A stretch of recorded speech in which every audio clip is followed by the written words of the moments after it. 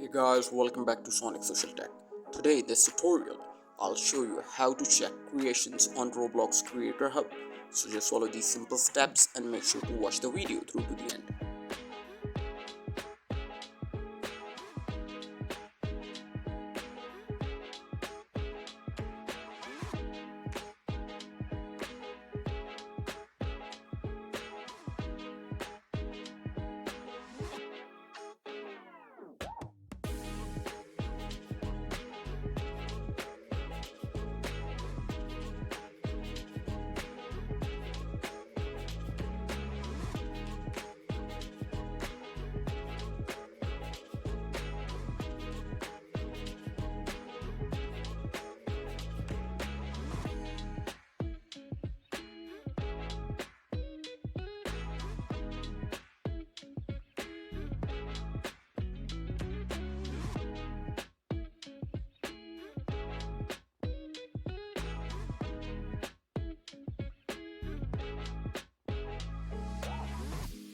Thank you for watching guys. Make sure to like and subscribe.